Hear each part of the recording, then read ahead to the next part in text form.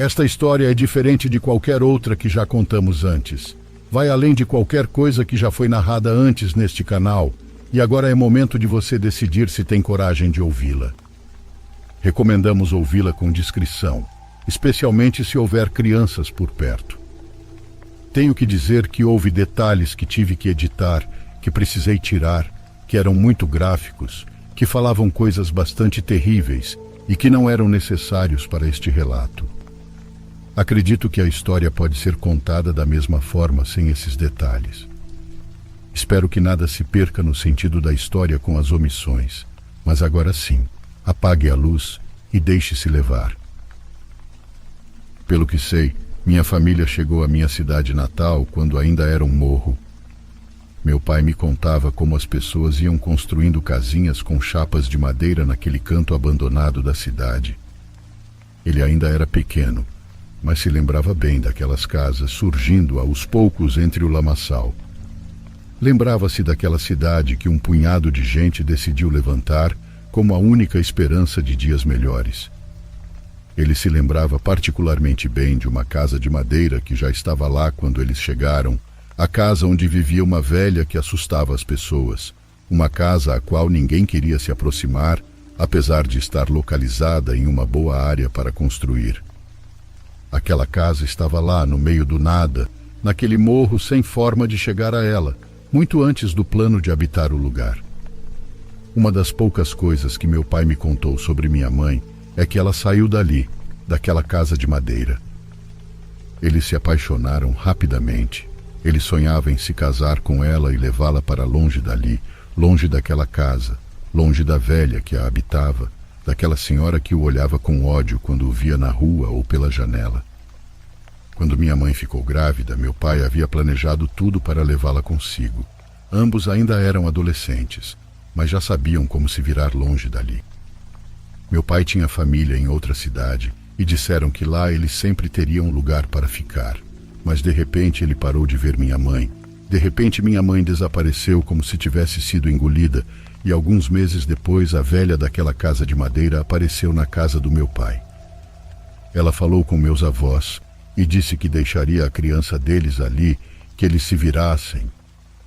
Em uma cesta de bambu, ela trouxe um bebê de 7 meses. Esse bebê era eu. Meu pai nunca mais viu minha mãe, mas dizia que talvez fosse melhor assim, que as coisas aconteciam por um motivo. Essa sempre foi sua crença. Meu pai já tinha deixado a escola, mas desde então, desde que eu estava lá, ele trabalhou na loja de materiais, no pequeno negócio dos meus avós, que eventualmente herdou quando éramos só ele e eu, quando não tínhamos mais família. A vida do meu pai passou muito rápido. Aos 25 anos, ele já tinha uma filha que tinha que cuidar sozinho. Também já tinha perdido seus pais, que morreram em um acidente em um barranco voltando para casa. Já tinha em suas mãos aquele negócio familiar pelo qual eles tinham lutado tanto e que também representava uma responsabilidade, um compromisso. Por conta daquele negócio, não fomos para outra cidade, onde ele acreditava que ainda poderia ter alguma família. Aí começa a minha história, a que vou contar para vocês. Quando eu era uma criança que mal entendia as coisas, não conseguia entender por que todas as crianças tinham mães e eu não. Lembro então do meu primeiro pesadelo, a primeira vez em que senti a paralisia do sono, quando acabei de completar 6 anos. Ouvia meu pai roncar no quarto ao lado como sempre, e de repente eu acordei, mas havia algo estranho. Acordei, mas não podia me mover. Era como se algo muito pesado estivesse sobre mim. Mal conseguia respirar. Então eu a vi. Havia uma mulher sentada em uma cadeira que estava entre a minha cama e a janela, uma mulher me olhando fixamente, sem piscar. Eu a vi até fechar os olhos, até decidir me esforçar para voltar a dormir e finalmente consegui. Para mim tinha sido apenas um pesadelo, um sonho com monstros como os que eu sempre tive, mas na noite seguinte, lá estava novamente aquela mulher. Eu sempre acordava no meio da madrugada sem poder me mover, com ela sentada ao meu lado. Finalmente, pensando que aquilo não ia parar, contei ao meu pai sobre os sonhos que estava tendo. Ele, apesar da juventude, apesar da origem humilde, era uma pessoa instruída, que sabia sobre muitos assuntos. Ele me disse que era apenas paralisia do sono, mas que eu não ficasse assustada com essa expressão. Ele me explicou que assim se dizia quando alguém acordava sem poder se mover, e que o que via no quarto eram apenas sonhos, pesadelos, nada mais que sonhos que se misturavam com a realidade. Ele me disse para nunca ter medo do que eu via. Naquela noite acordei novamente. Lá estava ela, como sempre sentada ao meu lado, mas desta vez mais perto, e desta vez houve algo diferente. Quando ela notou que eu a olhava, ela sorriu. Apesar de quão macabro isso poderia parecer, as palavras do meu pai sempre ecoavam na minha cabeça. Naquela idade eu acreditaria em qualquer coisa que ele me dissesse. Acreditava nisso, que aquela mulher só existia nos meus sonhos, apesar de quão real ela era. Quando aceitei a presença dela de algum modo, pude vê-la com muita clareza, suas roupas sujas, cheias de lama, seu cabelo duro, o sorriso negro, como se tivesse comido carvão e manchado os dentes, aquela visão maldita. Me acostumei aos pesadelos, não estou exagerando, eles estiveram lá por anos. Algum tempo depois fiquei muito amiga de Lupita, uma menina que tinha muitos amigos e que de alguma forma me adotou, pois eu não tinha amizades. Como ela morava um pouco longe de mim, Lupita e sua mãe começaram a passar na minha casa para irmos juntas à escola. Sua mãe a levava e eu adorava passar tempo com ela, especialmente por causa da sua mãe. Às vezes, novos colegas que não me conheciam bem nos perguntavam se éramos irmãs, se a senhora era minha mãe, e eu, sempre que Lupita não ouvia, respondia que sim. Comecei a passar muito tempo na casa dela, ficava até me mandarem embora, até me dizerem que meu pai ficaria bravo.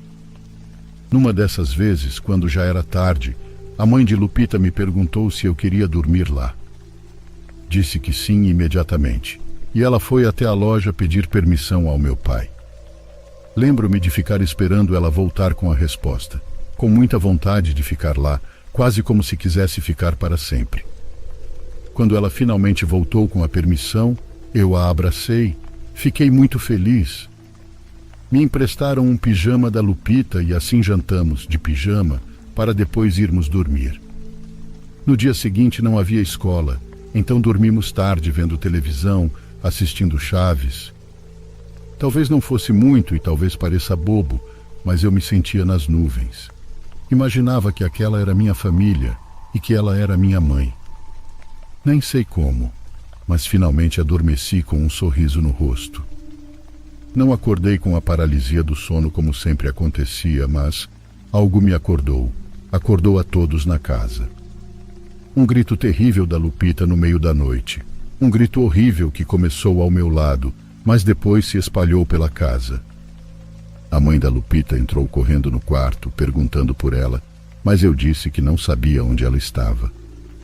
Depois de alguns segundos também chegaram os avós dela, que viviam na casinha ao lado. Procuraram pela Lupita em toda a casa sem sucesso, e finalmente alguém a encontrou do lado de fora, escondida entre algumas caixas no quintal dos fundos. Ela estava chorando. Dizia que uma senhora tinha entrado no quarto, que acordou e viu uma senhora parada ao lado da cama, me olhando dormir. Quando pediram que ela descrevesse, percebi de quem ela estava falando e soube pela primeira vez que o que eu via não era um sonho, um pesadelo como meu pai dizia. Era real, tão real que Lupita disse que quando gritou de medo ao ver aquela mulher, ela se lançou sobre ela, passando por cima de mim, e lhe deu um tapa no rosto. O pior é que Lupita tinha a marca de uma mão na bochecha, como se um adulto a tivesse batido com muita força. A mãe da Lupita me perguntou o que eu tinha feito, e eu disse que não tinha sido eu, jurei que não tinha sido eu. A mão marcada na bochecha dela era muito maior que a minha, e eu não tinha essa força nem motivo para fazer isso. Não toque mais na minha filha, ela me disse. Lembro muito bem como sublinhou esse minha filha, me lembrando que eu era apenas uma colega de escola, uma menina por quem ela não sentia o menor carinho, apenas pena. Saí correndo para casa no meio da noite. Acordei meu pai para contar o que tinha acontecido e ele me disse que tudo ficaria bem, que eu deveria lembrar que só podia confiar nele. Lupita e sua mãe não voltaram mais para me buscar. Lupita não voltaria a falar comigo por anos, até que uma vez, anos depois, no ensino médio, ela me disse apenas uma frase. Esse foi talvez um dos episódios mais dolorosos da minha vida. A partir daquele episódio com a Lupita, me senti mais sozinha do que antes. Nunca tive amigos na escola. Me viam cada vez mais como uma estranha. Meu pai me perguntava constantemente quem me acompanhava à escola, quem voltava comigo, se eu deixava alguém entrar em casa quando ele não estava. E o motivo dessas perguntas era que lhe contavam que uma mulher sempre andava comigo. Quando seus amigos me viam de longe, diziam que alguém estava comigo, uma mulher muito suja, parecia uma morta que saiu do cemitério. Essas foram as palavras que um senhor usou para dizer isso na loja. À noite eu acordava com a paralisia do sono, mas já não abria os olhos. Tinha muito ódio daquilo que não me deixava em paz, que não me deixava ter uma vida minimamente feliz. E assim, no meu pior momento, conheci Bernardo. Ele tinha 16 anos e estava entrando no ensino médio assim como eu. Dizia que tinha repetido 2 anos, que o chamavam de burro. Bem, com outras palavras que hoje não se usam mais, diziam que ele era lento, que não conseguiria passar do fundamental, mas com muito esforço ele conseguiu. Eu gostava dele porque ele não tinha preconceito contra mim, talvez porque era mais velho. Ele era bom comigo, me dava bom dia, e toda a burrice que ele tinha compensava sendo muito bom no futebol, então no recreio todos o procuravam para jogar no seu time. Numa ocasião, uma bola acertou em cheio meu estômago.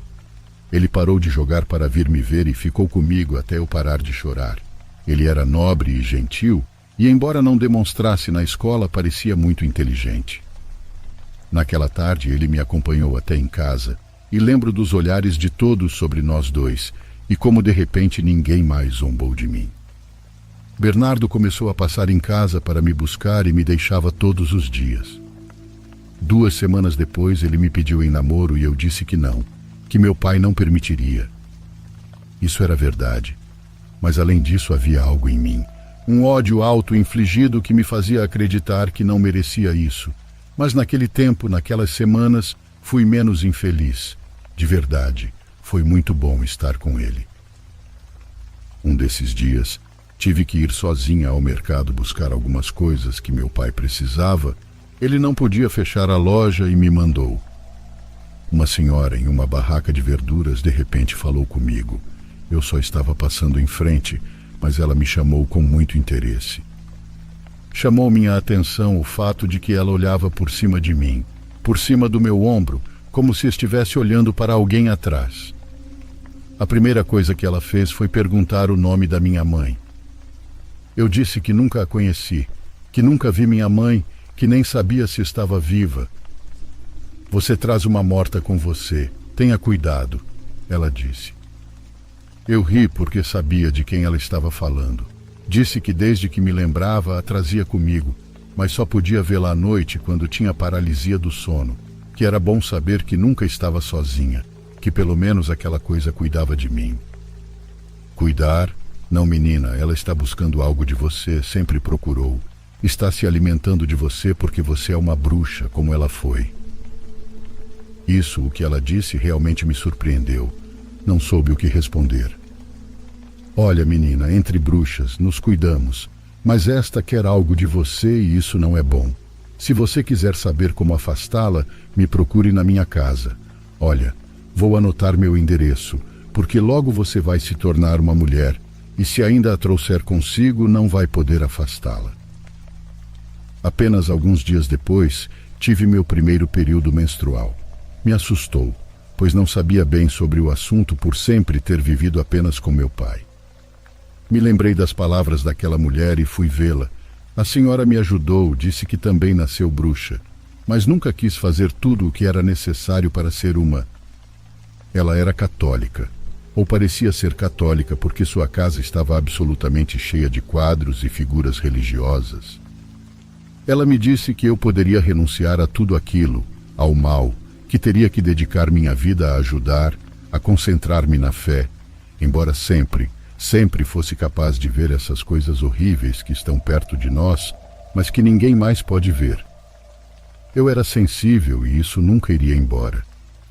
Fiz o que ela pediu, rituais que não irei entrar em detalhes. Mas bruxaria é mais fácil de fazer do que as pessoas acreditam. Bem, tudo, absolutamente tudo está à nossa disposição, mas feito da forma errada, pode trazer as piores consequências. Após vários dias e noites de rituais, finalmente uma madrugada acordei como sempre, mas desta vez pude me levantar e caminhar até a janela. Vi novamente aquela mulher, a mulher que sorria para mim desde os 6 anos, mas desta vez do lado de fora, na rua, me olhando de longe, com um ódio que eu podia sentir. Eu me afastava cada vez mais do meu pai, me afastava cada vez mais de Bernardo, mas sentia falta deles. Eles eram os únicos que me entendiam, ou pelo menos tentavam. Lupita, que já não falava comigo, estava em outra turma da mesma escola, e uma única vez, ela se aproximou de mim apenas para dizer que fosse à quadra. Eu não entendia por que ela disse isso, mas quando cheguei lá, compreendi.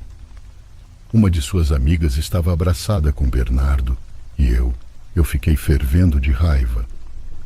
Pela primeira vez entendi o que sempre senti por ele. Morria de ciúmes, e isso não ia ficar assim. Aquela maldita garota, que era uma das mais bonitas da escola, tirava de mim o único que havia estado ao meu lado, minha única chance de ser feliz. Maldita, ela fez isso de propósito, fez para me machucar, para zombar de mim, pensei. Passei suficientes tardes na casa daquela senhora que me ajudou, ouvindo o que ela e suas conhecidas diziam sobre as outras, sobre as más, as que dançavam com os demônios. Ouvi o suficiente para saber onde procurá-las.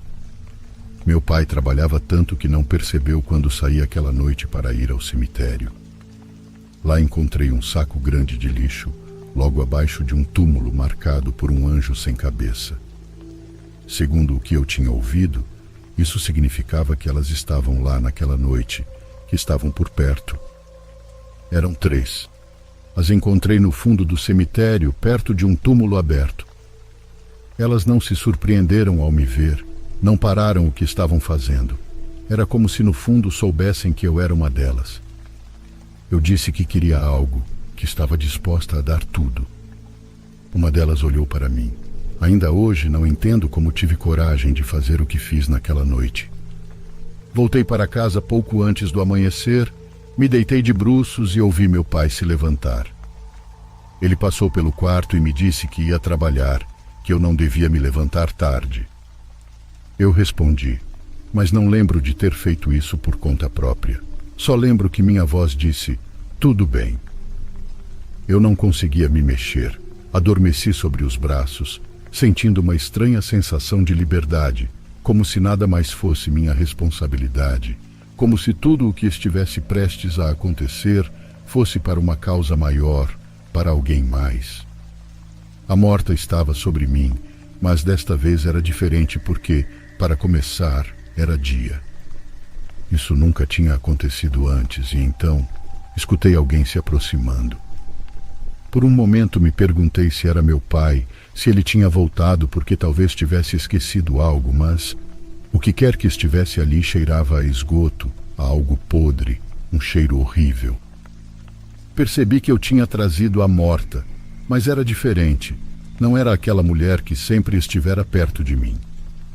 Quando acordei algumas horas depois, tonta e coberta de suor, consegui chegar ao banheiro quase me arrastando e o cheiro voltou.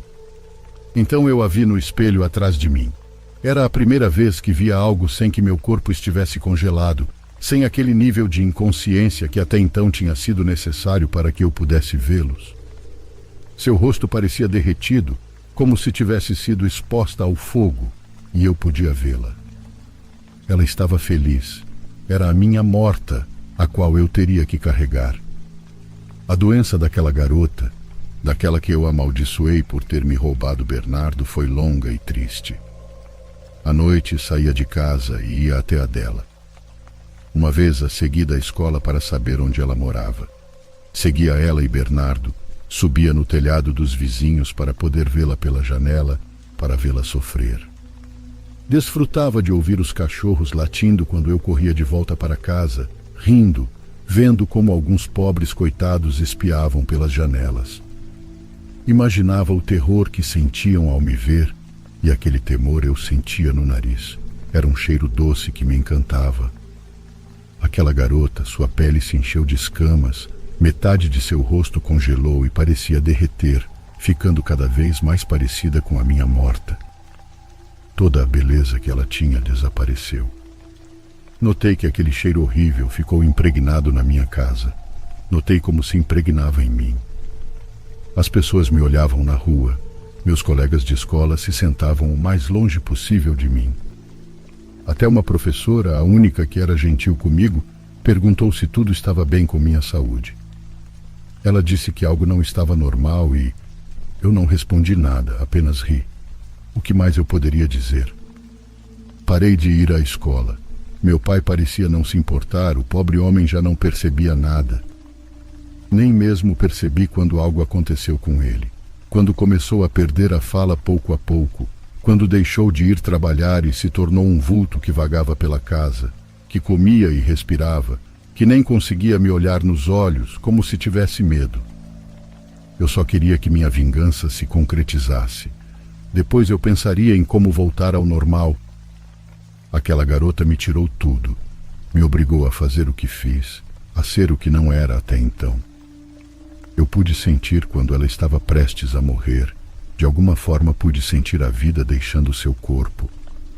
Fui vê-la, tinha que ver.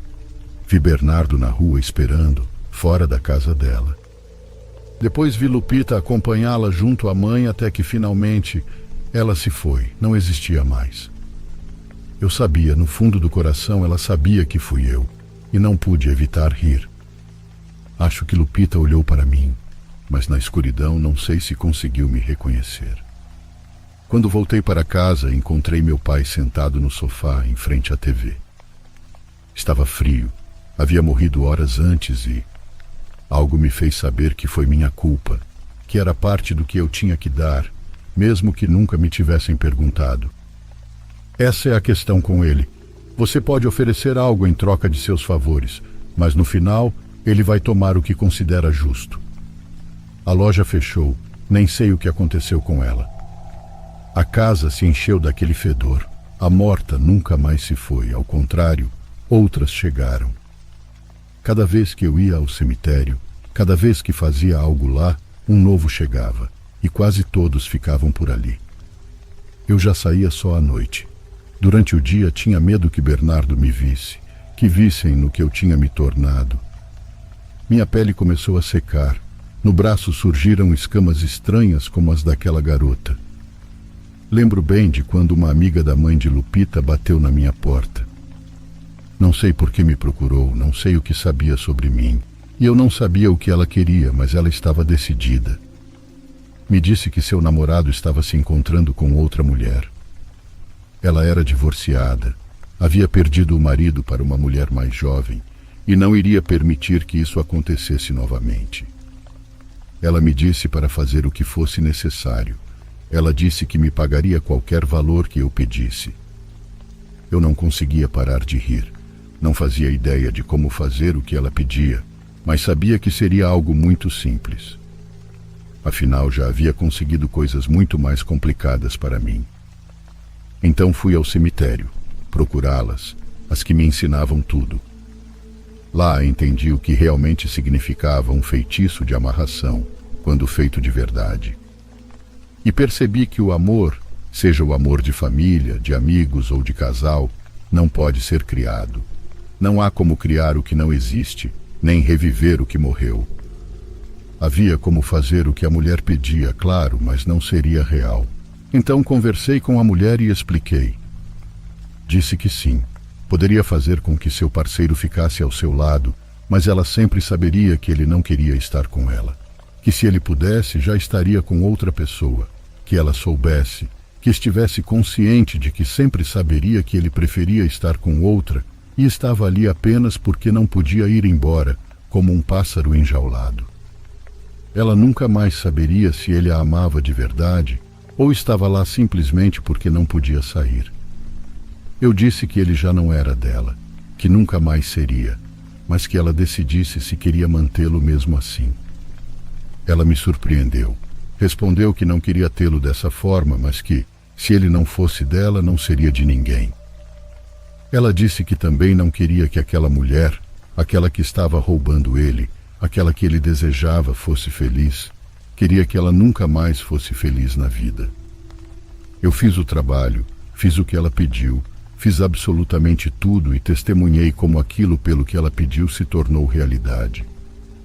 E depois dessa mulher, veio outra pessoa, e outra, cada vez pedindo coisas mais fortes, cada vez dispostas a dar mais, a entregar o que fosse necessário para conseguir o que queriam. Fui percebendo que as pessoas não eram tão diferentes de mim. Se tivessem a possibilidade de pedir algo, qualquer coisa, para satisfazer seus mais profundos desejos de vingança, muitos aceitariam. Percebi que as pessoas estão dispostas a dar mais por ódio do que por amor. Os anos foram se passando, minha pele foi murchando, ao contrário do que alguns dizem sobre a juventude eterna. Não é assim, pelo contrário. Aquilo a que me entreguei foi sugando minha vida. Sei que aparento ter algumas décadas a mais do que tenho. Quando saio de dia, sempre ouço os comentários das crianças. Lá vai a bruxa. Às vezes ignoro, especialmente se sinto aquele aroma doce de medo. Mas outras vezes, basta um olhar para que se arrependam. E faço questão de que, quando isso acontecer, se lembrem de mim. Posso ir vê-los. Alguma vez já sonharam que saem de seu corpo? Isso existe e pessoas como eu podem controlar isso. Podem fazer isso todas as noites. Podemos ir ver quem nos importa. Podemos ver se os trabalhos que fizemos estão progredindo como devem. Algumas casas cheiram a medo. Quando há espíritos, quando há violência, quando há dor, as casas cheiram a medo e estaremos perto delas. Também, nem todas nós vestimos preto. Há bruxas que te veem com um sorriso no rosto, que se vestem como se estivessem saindo da igreja, que te dão bom dia, que te dizem que te amam. Há bruxas que dizem que Deus te abençoe. Somos mais normais do que pensam. Não voamos. Não me transformo em bolas de fogo, nem deixo minhas pernas para me transformar em animal. Simplesmente temos contato direto com o mundo dos mortos. Falamos com eles. Temos formas de usar esse mundo espiritual como alguém que aprendeu a manipular o metal para transformá-lo em uma espada. Somos apenas um ferreiro que tem que colocar as mãos no metal ardente, sabe? Foi na feira, a alguns passos daquela barraca onde tudo começou, que notei que a garota de um local estava ouvindo algo sobre bruxas. Não pude evitar ficar um momento para ouvir o que me fez sorrir por quão errada estava a história, pelo menos sobre o que eu sou. A garota da barraca estava com medo. Eu podia sentir e simplesmente perguntei o que ela estava ouvindo. Ela me disse que eram histórias de bruxas. Eu me sinto cada vez mais cansada. Cada vez há mais mortos comigo, e meu corpo vai se debilitando por cada coisa que dou em troca do que peço. Às vezes, à noite, eu subo com muito esforço nos telhados, só para observar as pessoas que passam. Qualquer coisa é melhor do que ficar deitada e que o morto suba em mim, porque cada vez que isso acontece, há mais deles perto de mim, cutucando minhas costelas, beliscando minha pele como se quisessem atravessá-la, como se quisessem se alimentar da minha carne. Sinto que a qualquer momento vão conseguir. Atualmente só deixo de sentir dor quando saio do meu corpo, mas cada vez consigo fazer isso menos, cada vez posso me afastar menos. Minha história, sei que não vai dar muito medo, não se trata disso. Mas antes de partir por completo deste mundo, desta vida, queria compartilhá-la com vocês. Sublinhei neste e-mail as coisas que, por favor, peço que não oculte. Digo meu nome a todos. Verônica. Não mude o nome de Bernardo, quero que ele saiba, se algum dia ouvir, que fui eu. Não mude o nome de Lupita, porque ela reconheceria esta história. Quero que ela saiba que eu fiz, o que fiz com sua amiga. Sim, eu fiz.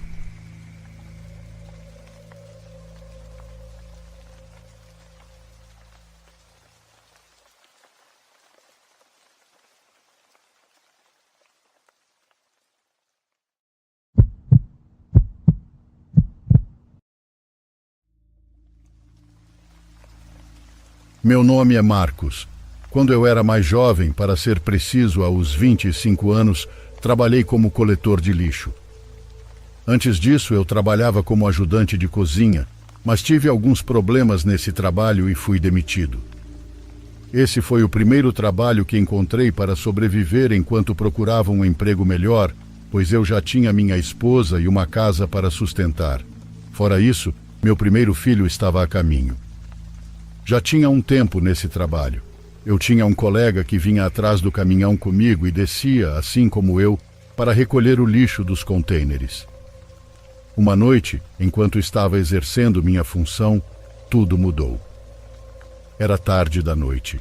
Já não havia ninguém nas ruas e a noite estava bastante tranquila. Entramos em uma rua onde havia apenas prédios de apartamentos. Geralmente demorávamos um pouco mais de tempo ali, pois era muito lixo que se juntava. Meu colega recolhia o lixo do seu lado da rua e eu do outro lado. Enquanto estava esvaziando os contêineres, vi uma sacola preta de tamanho médio. Quando a peguei, ela caiu de lado e vi que dela saíram vários bolos de dinheiro. Não podia acreditar. Recolhi todos que caíram da sacola e depois a abri. E sim, a sacola inteira estava cheia de dinheiro.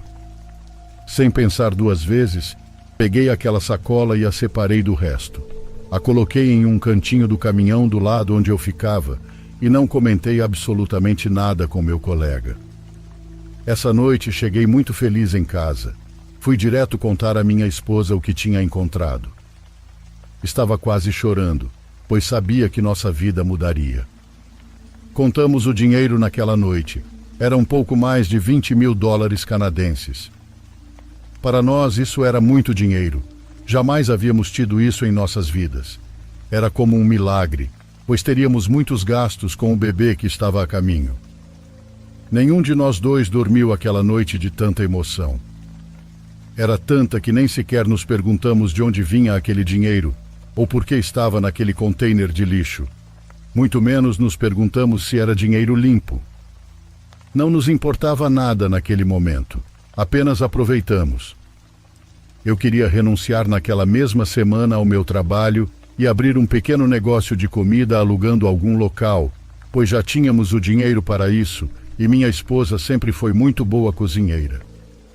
Minha mulher, no entanto, disse que eu deveria continuar trabalhando como lixeiro, pelo menos por mais um tempo, para não parecer suspeito. E eu a ouvi. Continuei naquele trabalho. No dia seguinte, fui trabalhar como se nada tivesse acontecido, mas ao chegar em casa à noite, encontrei minha esposa horrorizada. Ela estava sentada fora de casa me esperando, e quando cheguei, correu para me dizer que coisas muito estranhas aconteceram o dia todo e que tinha medo de entrar. Tentei acalmá-la e pedi que me contasse tudo, pois eu também estava começando a ficar assustado. Ela começou dizendo que desde manhã, quando eu fui trabalhar e ela ficou deitada, ouviu alguém caminhando pelo corredor e pensou que fosse eu. Ela gritou perguntando se eu havia esquecido algo, mas ninguém respondeu. Então, ela se alarmou e se levantou da cama para olhar. Não vendo ninguém no corredor, foi até a sala e a cozinha, onde também não havia ninguém. Ela disse que a porta estava trancada como eu havia deixado, então não soube o que tinha ouvido. Após isso, voltou para o quarto e tentou dormir um pouco mais, mas continuou ouvindo barulhos. Desta vez na cozinha, como se alguém estivesse mexendo nos pratos em cima da pia. Ela correu até a cozinha, mas claro, não havia ninguém ali. Depois disso, não voltou a deitar. Tomou banho para começar o dia, pois planejava ir ver sua mãe e ficar lá até a tarde, e foi o que fez. Ao voltar para casa, por volta das 18h30, já estava escuro. Ela disse que, ao entrar e acender a luz da sala, viu uma sombra caminhar pelo corredor que leva ao nosso quarto. Ela ficou paralisada por alguns momentos e depois decidiu ir verificar. Mas, novamente, não havia ninguém em nenhum canto da casa, que era muito pequena, de um andar e com 2 quartos. Em um quarto dormíamos nós e o outro seria o quarto do bebê. Ela decidiu esperar por mim do lado de fora, pois tinha muito medo de ficar lá dentro. Sentia uma sensação muito estranha, como se alguém mais estivesse ali, uma presença muito pesada, pois o ambiente lá dentro lhe dava calafrios. Ela também me contou que, estando do lado de fora, olhou uma vez para a janela do nosso quarto e viu uma sombra estranha se movendo atrás da cortina. Quando ela me contou tudo isso, a primeira coisa que pensei foi que alguém tinha invadido. Não sabia como, pois todas as janelas tinham grades e a porta principal sempre estava com 2 trancas. Mas ainda assim isso foi a primeira coisa que pensei. Então pedi à minha esposa que esperasse do lado de fora. Peguei uma pedra grande do quintal e entrei na casa. Todas as luzes estavam acesas, pois minha mulher as havia ligado. Procurei em cada canto, debaixo da nossa cama, no armário e no banheiro. Juro que procurei em todos os lugares, mas não havia ninguém lá dentro. Disse à minha esposa que entrasse na casa, que não havia ninguém e que estava seguro. Mas em vez de se acalmar, ela ficou ainda pior, pois então se tratava de algo paranormal. Eu não acreditava nessas coisas, nem sequer era uma opção para mim, então pensei que ela estava um pouco nervosa por causa da gravidez. Não sei, pensei em 1000 coisas menos isso. Ela estava com muito medo e lembro que foi difícil convencê-la a entrar novamente na casa naquela noite. De madrugada, estávamos dormindo. Tudo estava em completo silêncio e escuridão, quando de repente começou a ouvir um assobio na sala. Eu acordei de repente e minha esposa ainda estava dormindo. Saí com muito cuidado do quarto e caminhei lentamente em direção à sala com um pedaço de madeira que havia caído do guarda-roupa. Quando cheguei na sala, o assobio parou. Liguei a luz imediatamente, mas não havia absolutamente ninguém. Então ouvi minha esposa gritar o mais alto que já ouvi gritar em toda a minha vida. Corri para o quarto e ela saltou da cama me abraçando. Mal conseguia falar.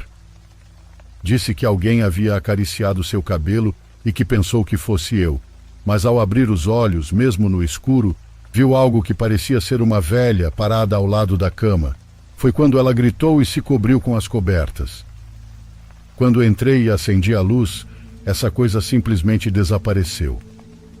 Essa noite fomos dormir na casa da mãe dela. Pensávamos que o problema era aquela casa onde vivíamos, mas estávamos enganados. As coisas estranhas continuaram acontecendo na casa da mãe dela. A senhora experimentou algo que nunca havia ocorrido antes. Disse que naquele primeiro dia que estávamos em sua casa, enquanto eu estava trabalhando e minha esposa tirava um cochilo, ela estava lavando os pratos quando sentiu alguém passar por trás dela. Ela sentiu aquele vento quando alguém passa rápido perto de você, sabe? Ela pensou que fosse minha esposa que tinha se levantado, mas ao virar não havia ninguém. Ela ficou com tanto medo que foi para o quarto onde minha esposa estava dormindo, para não se sentir sozinha. Assim passou uma semana, na qual continuamos experimentando todo tipo de coisas estranhas na casa da minha sogra. Não sabíamos o que fazer. Fomos à igreja e nos confessamos. Também abençoamos a casa, mas tudo continuava igual. Até que uma tarde, enquanto estava trabalhando, passei pelo mesmo lugar onde encontrei aquele dinheiro. Estava esvaziando o mesmo container de lixo quando de repente um homem se aproximou. Eu calculava que ele tinha uns 40 anos. Ele disse que tinha visto da janela que eu peguei a sacola de dinheiro aquele dia e queria me advertir que aquele dinheiro estava amaldiçoado, pois ele fez uma espécie de pacto para consegui-lo. Sua vida tinha se arruinado quase completamente, por isso decidiu jogá-lo fora, mas nunca pensou que alguém fosse pegá-lo. Não contava que a sacola se romperia e saberiam o que havia dentro. O homem estava muito mal. Parecia muito abatido e seus olhos estavam vermelhos e cansados, como se ele tivesse dias sem dormir. Ele não esperou eu responder. Apenas disse que queria me avisar para me desfazer daquele dinheiro e foi embora. Meus colegas gritavam para eu me apressar, que parasse de conversar, pois precisávamos continuar, mas eu fiquei quase imóvel ao ouvir o que aquele homem disse. Naquela mesma noite, ao chegar à casa da minha sogra, sem dizer nada à minha esposa, fui direto ao dinheiro que ainda estava na sacola preta. Saí para o quintal e em um tanque de ferro coloquei fogo. E de fato, as coisas estranhas pararam de acontecer. Voltamos à nossa situação econômica difícil, mas juro que com mais paz do que jamais sentimos. E bem, desde aquele momento, nunca mais peguei absolutamente nada do lixo, nem objetos que pareciam estar em bom estado, nada. Aprendi que na vida há certas coisas que não devem ser nossas.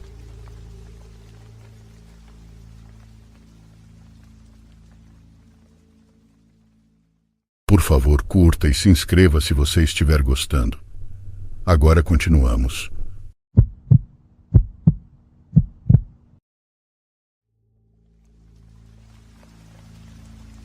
Quero compartilhar minha experiência anonimamente, pois só quero desabafar e tentar esquecer o que aconteceu. Sou um homem de 39 anos, atualmente tenho um bom trabalho, sou calheiro e estou em um bom momento da minha vida. Mas quando tinha 32 caí nas drogas e minha vida estava muito ruim. Tinha uma casa e uma parceira que, apesar de tudo, sempre me apoiou, e foi por ela que decidi me reabilitar. Foi um processo longo, mas consegui, embora ninguém quisesse me dar trabalho por meus antecedentes. Com isso vivíamos muito humildemente, apenas com o que minha parceira ganhava em seu trabalho. Já eu passava meus dias procurando emprego, e ao mesmo tempo percorrendo os lixões das áreas bem situadas da minha cidade para ver se encontrava coisas de valor para vender. Muitas vezes as pessoas ricas jogavam fora coisas ainda em bom estado e eu as vendia para conseguir uma graninha. Numa dessas vezes, enquanto percorria aqueles contêineres de lixo azul, encontrei uma cadeira de rodas quase nova. As rodas estavam funcionando perfeitamente e ela estava completamente funcional. Eu não entendi por que a jogaram no lixo. Pensei que talvez o doente ou a doente já não precisasse mais dela e simplesmente estava ocupando espaço, então decidiram se livrar. Sem pensar duas vezes, a levei para casa muito empolgado para vender no fim de semana, pois sabia que conseguiríamos um bom dinheiro por ela. Era uma quinta-feira à noite quando cheguei em casa com a cadeira e outras molduras de quadros em bom estado que tinha encontrado. Deixei a cadeira na sala junto com as outras coisas que havia juntado para vender e fomos dormir, pois minha esposa trabalhava em uma fábrica e precisava acordar às 4 da manhã todos os dias. Às 4 da manhã ela se levantou e foi tomar banho para ir ao trabalho, enquanto eu continuava meio que dormindo, pois sempre me despedia dela quando ela saía e não queria dormir profundamente ainda. Foi em meio a esse cochilo que ouvi ela gritar de fora do quarto que estava indo trabalhar, o que achei estranho, pois ela sempre entrava no quarto para se trocar e se despedir de mim com um beijo. Pensei que ela já tinha levado a roupa no banheiro e que simplesmente estava com pressa. Então gritei para que ela tivesse um bom dia e que nos veríamos à tarde. Depois disso não ouvi mais nada. Alguns minutos depois, minha mulher entrou no quarto enrolada na toalha, pois ainda ia se trocar. Entrou um pouco confusa, perguntando se eu tinha trazido a cadeira de rodas até a porta do quarto e por quê. Juro que pulei da cama de susto. Para começar, fiquei assustado porque ela ainda nem estava pronta para sair, e eu claramente a ouvi se despedir de mim. Perguntei por que ela tinha se despedido se ainda não estava pronta, e ela com cara de surpresa perguntou do que eu estava falando, que ela nunca disse nada, que todo esse tempo esteve no banho. Ela disse que talvez eu tivesse sonhado, e depois perguntou novamente sobre a cadeira. Respondi que não sabia do que ela estava falando, Eu nem tinha levantado da cama. Ela me olhou assustada e disse em voz baixa: "A cadeira de rodas está aqui fora do quarto. Como chegou até aqui?" Saí do quarto e, de fato, lá estava a cadeira quase encostada na porta do nosso quarto. Estava muito assustado pelo que tinha acontecido anteriormente. Alguém tinha falado comigo com a mesma voz da minha esposa.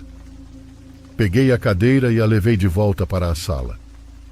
Minha esposa se trocou rapidamente e teve que sair, pois já estava muito tarde e não tivemos tempo de conversar sobre o que tinha acabado de nos acontecer.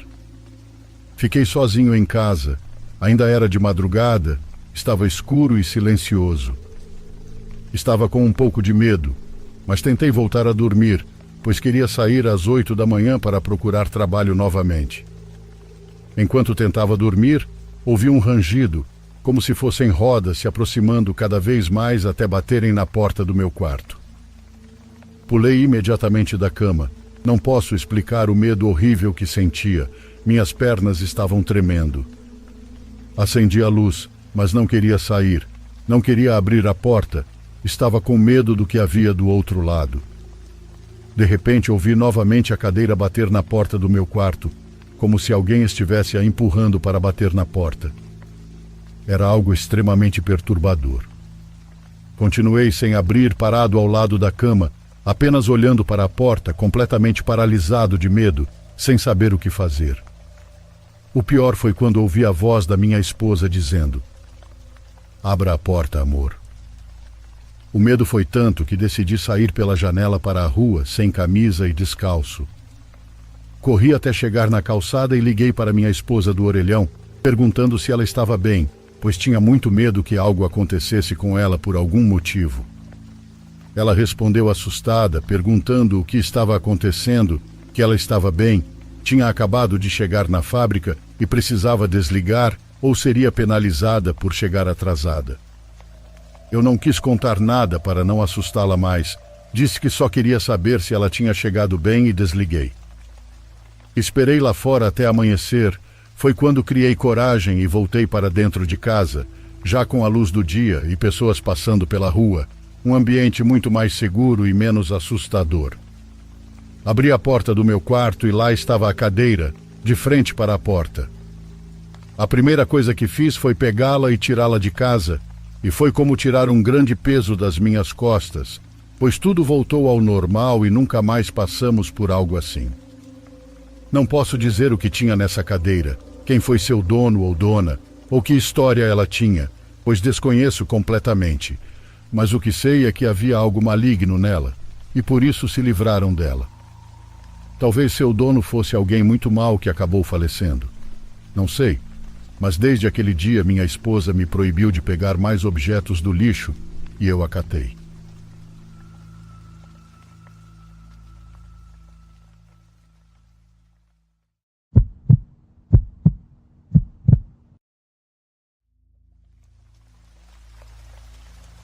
Perto da cidade onde cresci, há uma floresta com várias trilhas e locais para acampar. Há alguns anos voltei para visitar minha família por uma semana e decidi acampar enquanto estava lá. O equipamento que eu tinha era bem básico, mas eu não estava tentando fazer nada radical. Só queria encontrar um bom lugar e acampar por 1 ou 2 noites. Comecei em uma trilha meio aleatória e a segui por um tempo. Eu sabia que a maioria das trilhas levava a um lago que ficava a alguns quilômetros na floresta, então esperava acabar lá, mas depois de caminhar 8 a 9 quilômetros, percebi que a trilha estava indo para outro lugar. Fiquei empolgado para ver onde ela levava, mas depois de horas andando, parecia que a trilha não tinha fim e não levava a lugar nenhum. Eventualmente, minhas pernas começaram a ceder. Então encontrei um pequeno espaço ao lado da trilha para acampar durante a noite. Já estava quase anoitecendo, então estava correndo contra o sol para montar tudo e acender uma fogueira. Só tinha alguns minutos antes que toda a floresta ficasse escura. A fogueira iluminava uma boa distância ao redor, mas não o suficiente para que eu pudesse sair a mais de 7 metros do acampamento. Fiquei sentado fervendo uma água barrenta para fazer um café. Foi difícil perceber a hora, mas provavelmente passou 1 hora e já estava bem noite quando ouvi alguém vindo pela trilha. Não achei que fosse uma pessoa a princípio, talvez um animal ou algo assim, mas à medida que se aproximava pude perceber que era definitivamente uma pessoa. Escutei enquanto caminhavam pela trilha e sua figura se tornava ligeiramente visível na luz. Eu estava um pouco longe da trilha para poder distinguir algo sobre o que era. Tudo o que consegui ver foi que era uma pessoa alta com uma mochila. Ele não parou nem nada. Apenas continuou caminhando pela trilha e passou no meu acampamento. À medida que o som de seus passos desaparecia, pensei que era bem estranho ele não estar carregando uma lanterna e estar caminhando no meio da noite. Pelo pouco que pude distinguir, tendo visto uma grande mochila, presumi que sabia o que estava fazendo e não pensei mais nisso. Fiquei acordado perto da fogueira por mais 1 hora. Depois esperei que ela se apagasse antes de entrar na barraca e tentar dormir. Acordei no meio da noite, precisando urinar. Tentei segurar e voltar a dormir, mas não conseguia ficar confortável depois de já ter acordado. Abri o zíper e saí, caminhando uns 6 metros do meu acampamento. Fiz o que precisava e me virei para voltar, mas bem distante do outro lado da minha barraca vi algo se mover. A luz do luar não era suficiente para eu conseguir ver claramente, mas algo em mim sabia que era uma pessoa. Caminhei lentamente de volta para a barraca com os olhos bem abertos, olhando ao redor das árvores que cercavam meu acampamento. Então, cuidadosamente, peguei minha mochila e tirei uma lanterna.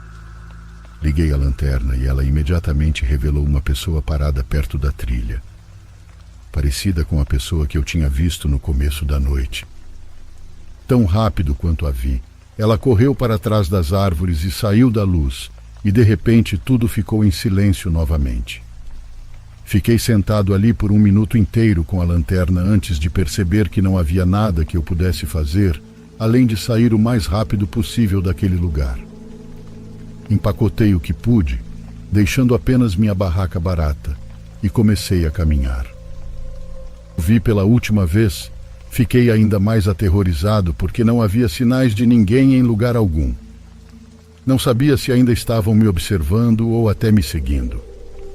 Mantive a lanterna ligada e continuei na trilha, iluminando as árvores ao meu redor enquanto seguia cautelosamente de volta. O sol começou a nascer no meio do caminho e consegui voltar sem qualquer problemas. Quando cheguei em casa, pesquisei a trilha exata que fiz e, pelo que vi, nem era uma trilha oficial. Então, talvez fosse alguém como eu apenas seguindo o caminho que viu, mas isso não explica o que aconteceu. Por que estavam rondando meu acampamento no meio da noite e por quanto tempo ficaram lá? Acho que naquela noite estava mais perto do que nunca de ser a minha última, e sair de lá quando senti o perigo deve ter salvado minha vida.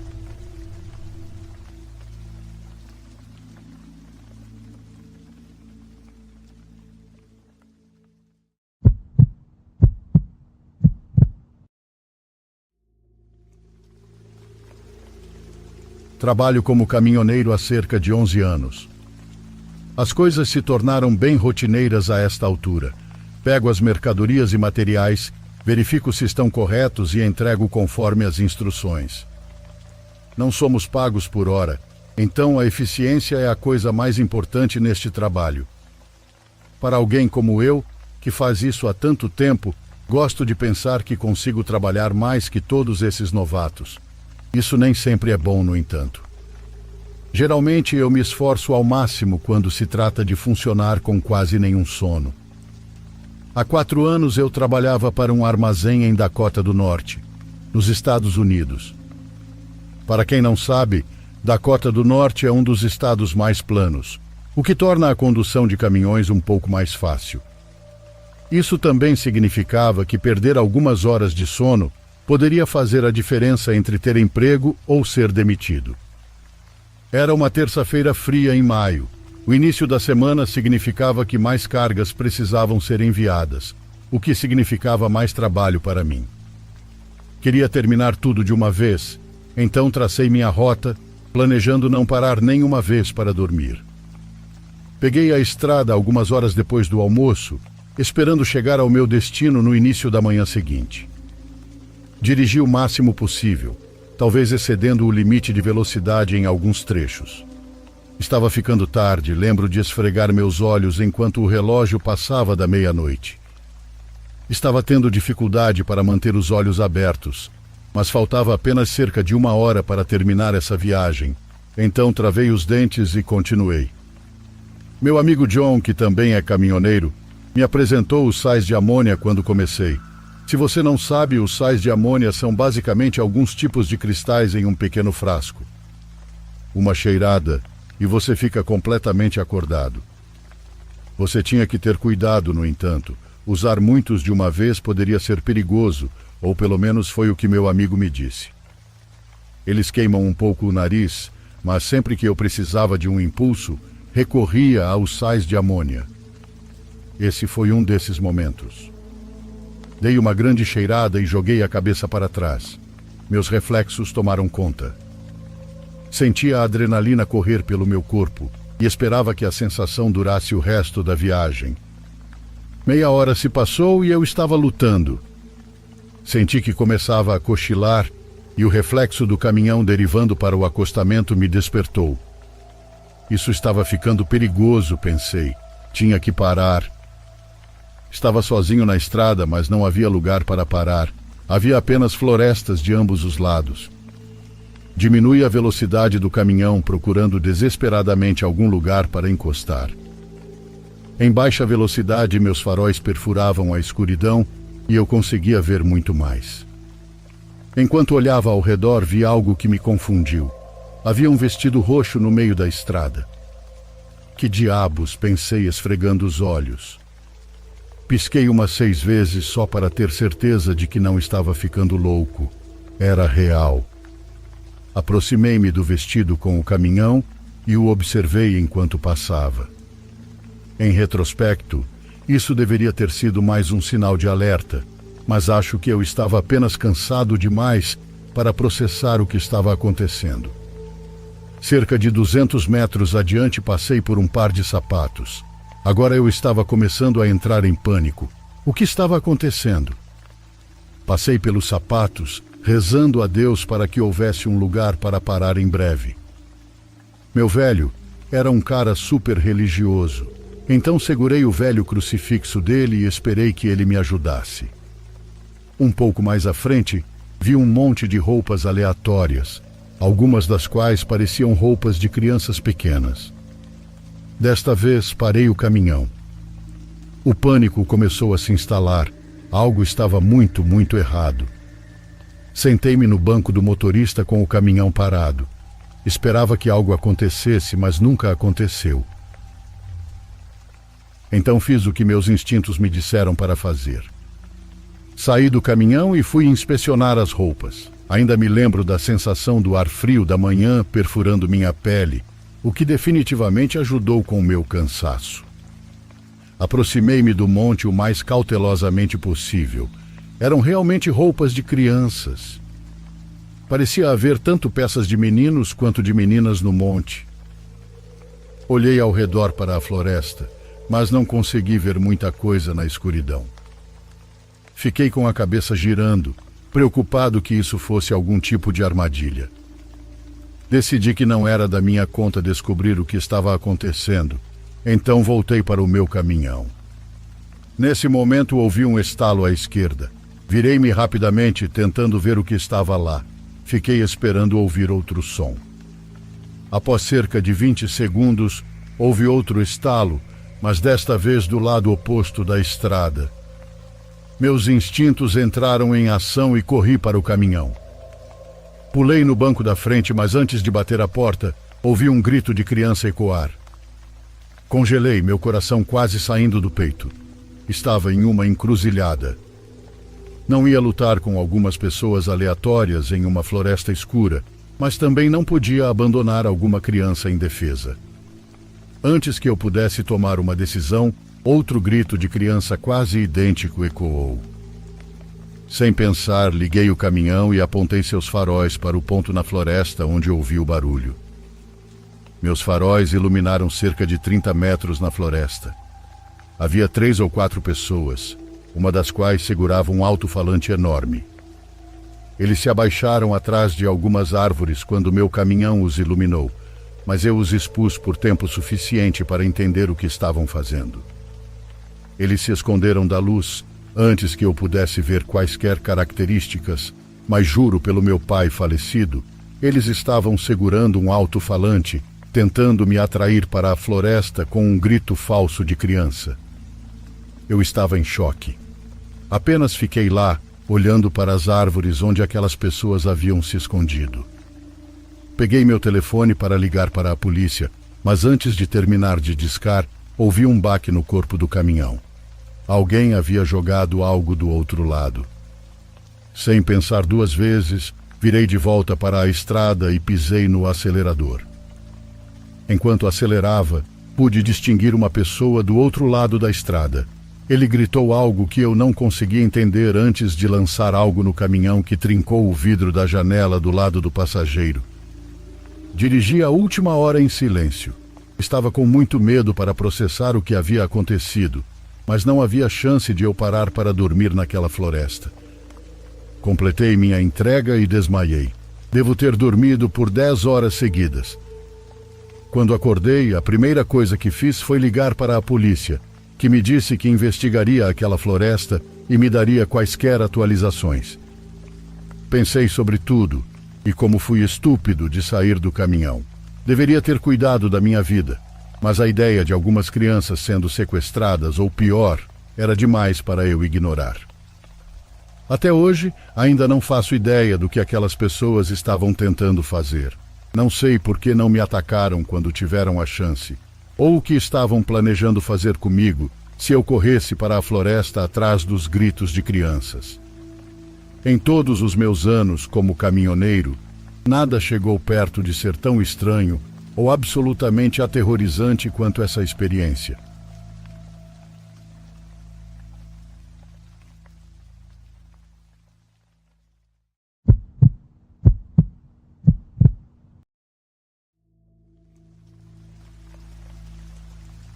Eu tenho 13 anos e isso aconteceu há cerca de 8 a 9 meses, no dia 24 de agosto, que era um sábado.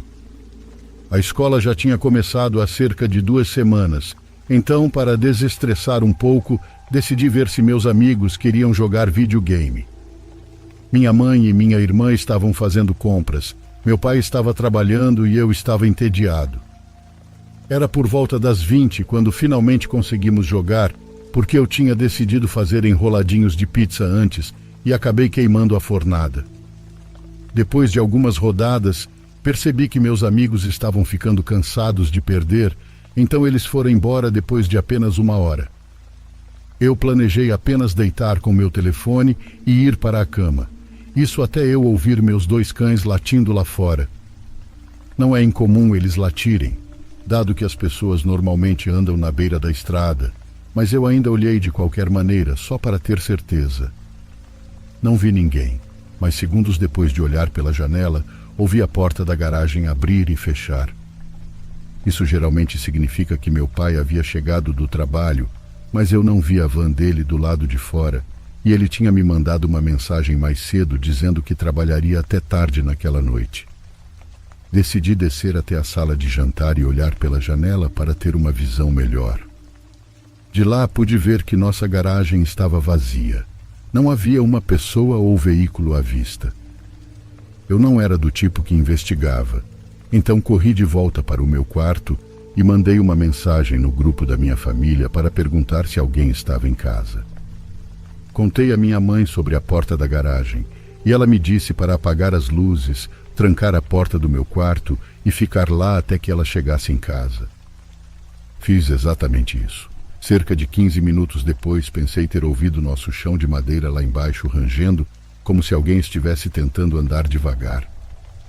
Eu não tinha nada para usar como arma, então desprendi o braço do microfone da minha mesa e abri a porta silenciosamente. Caminhei até a nossa varanda do andar de cima e olhei para baixo, tentando ver se conseguia identificar alguém escondido. Fui burro e gritei: "Alguém está aí?" como se realmente fossem responder. Achei que tudo estava bem, até ver alguém parado embaixo da varanda. Entrei em choque com isso e corri para a porta mais próxima, que era a porta do banheiro. O invasor obviamente soube que eu o notei, porque ouvi passos altos e rápidos subindo nossas escadas enquanto eu me trancava no banheiro. Eu havia deixado meu telefone no quarto, que era o cômodo ao lado do banheiro. Depois de reunir coragem suficiente, corri para o meu quarto, trancando a porta assim que entrei. O quarto da minha irmã ficava bem em frente ao meu, e a porta estava aberta, então imaginei que o homem deveria estar lá. Depois de trancar a porta do meu quarto, peguei meu telefone e liguei para a polícia. Antes de ligar, notei que a porta do pequeno closet estava entreaberta. Vi um olho espiando pela fresta, olhando para a minha alma. O terror que senti naquele momento é algo que nunca esquecerei e não desejo a ninguém. Disparei escada abaixo e saí pela porta da frente, correndo morro acima até a casa do meu vizinho. Ele era policial.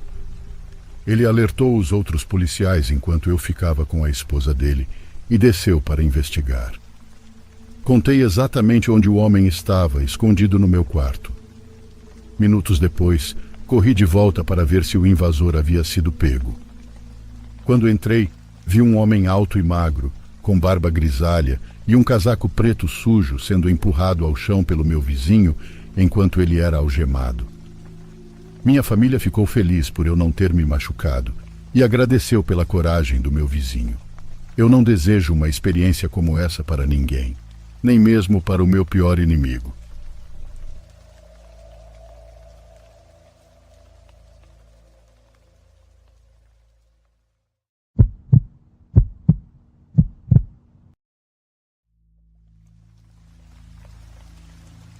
Eu sou caminhoneiro há quase 20 anos. Isso aconteceu comigo em 2016. Eu estava dirigindo durante a noite pelo deserto de Mojave, na Califórnia.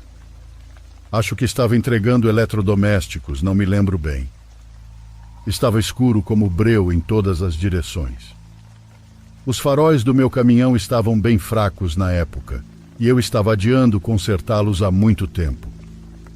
Normalmente, eu não notava a diferença, mas como praticamente não havia outros carros na estrada, era muito mais óbvio. Lembro-me de ter que forçar os olhos a cada poucos minutos para distinguir a estrada à distância. Eu estava pensando em parar por algumas horas e esperar o nascer do sol, mas não queria perder tempo. Eu precisava desesperadamente do dinheiro na época, então continuei dirigindo, mesmo sabendo que não era totalmente seguro. Achei que, como era basicamente uma linha reta, estaria tudo bem. Acho que era cerca de 1 hora antes do amanhecer quando vi algo se aproximando rapidamente à distância.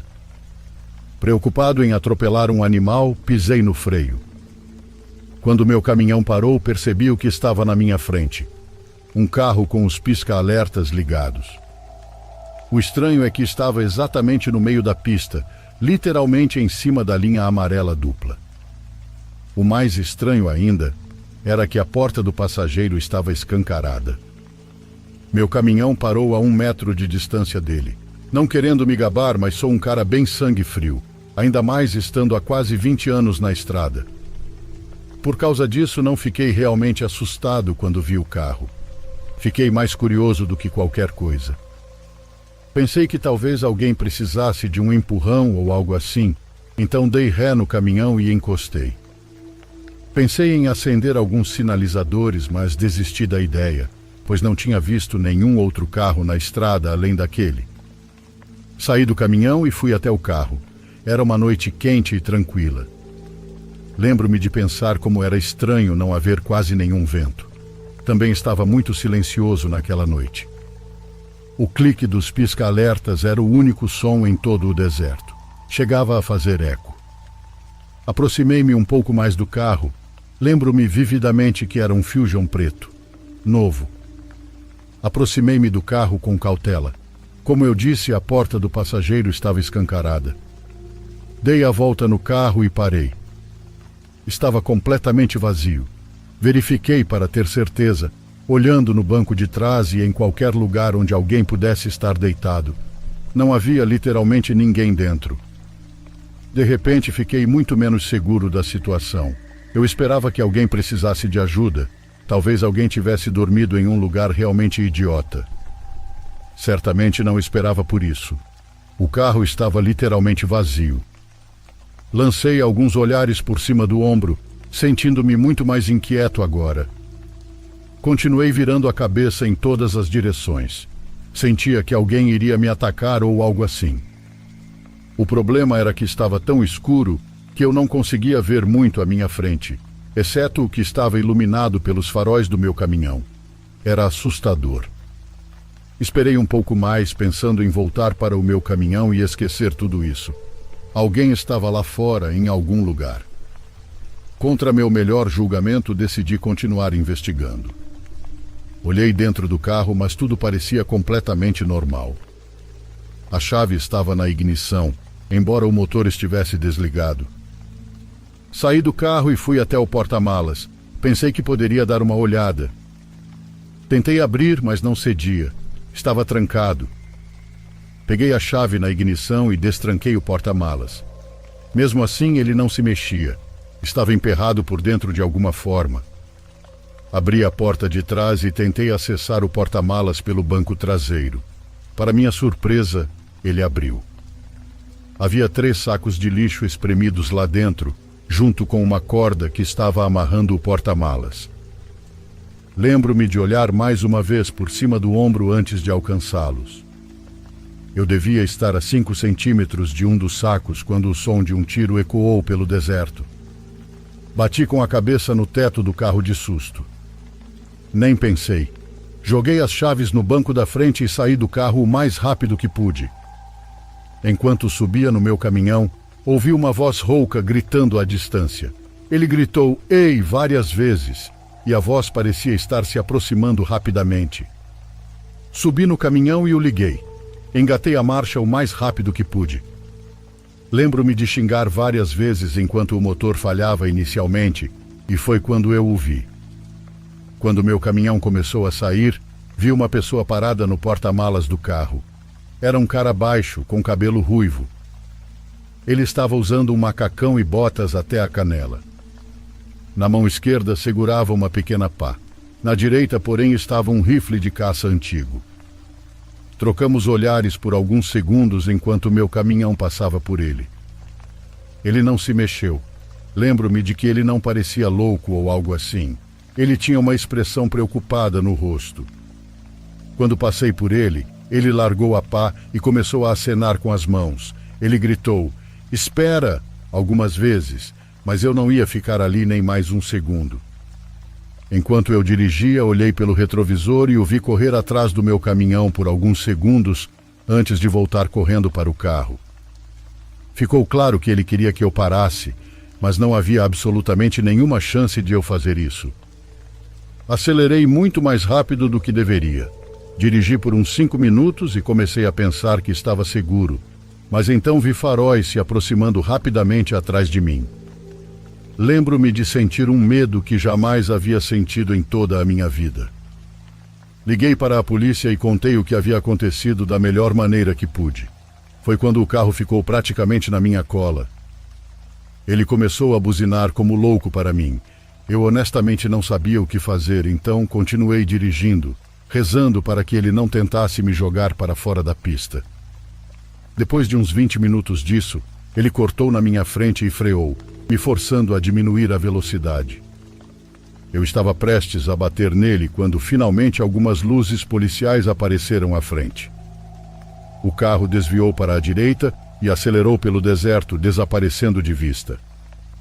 Eu encostei e esperei o policial chegar.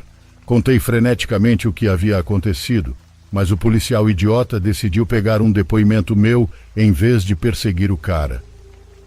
Fiquei muito irritado com isso. Disse ao policial umas 2 vezes que ele provavelmente poderia alcançá-lo se saísse naquele momento. O policial me disse para não me preocupar e que fariam uma busca assim que o reforço chegasse. Ele me mandou seguir meu caminho e disse que me ligariam se tivessem alguma atualização para mim. Eles nunca ligaram. Nenhum dos meus amigos tem uma história tão louca quanto essa, e eu já contei essa história mais vezes do que tenho de dedos. Sei o que você provavelmente está pensando. Esse cara estava definitivamente enterrando corpos. Isso não explica por que ele tinha uma pá tão pequena ou por que tentou me seguir. Os sacos no porta-malas também eram muito pequenos para isso, embora alguns dos meus amigos achem que ele poderia ter feito algum desmembramento. Para a minha própria sanidade, gosto de pensar que ele estava enterrando algum tipo de animal, mas eu realmente não faço ideia. De qualquer forma, nunca mais me senti totalmente confortável dirigindo por desertos tarde da noite depois dessa experiência.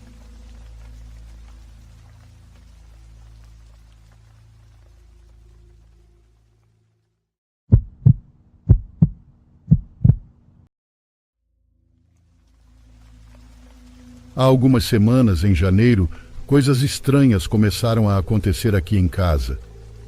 Quero compartilhá-las e já sei que muitos vão dizer que eu devo ter imaginado ou que sou louco.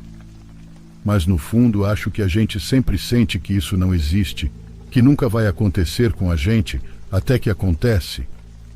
Tenho 24 anos e moro com meus pais.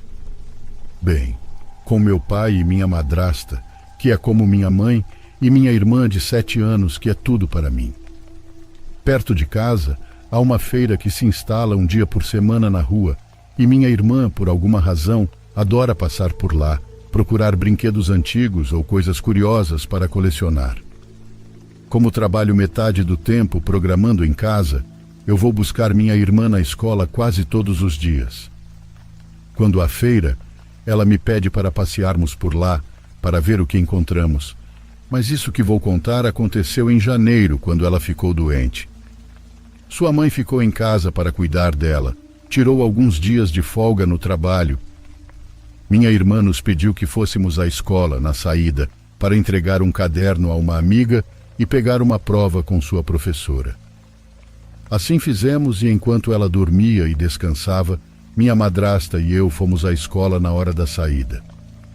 Como havia feira naquele dia, decidimos passar por lá, ver o que poderíamos encontrar para animá-la.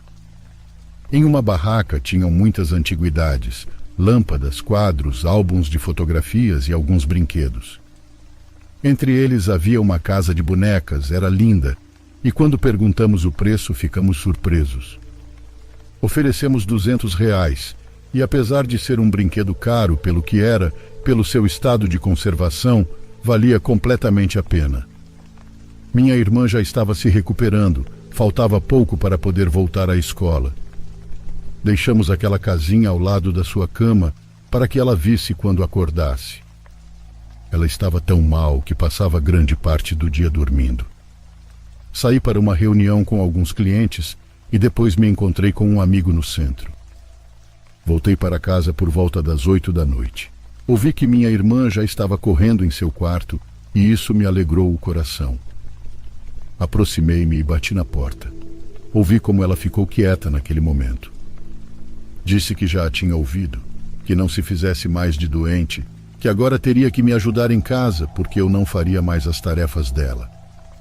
Obviamente estava brincando, ela sabia, mas não respondeu.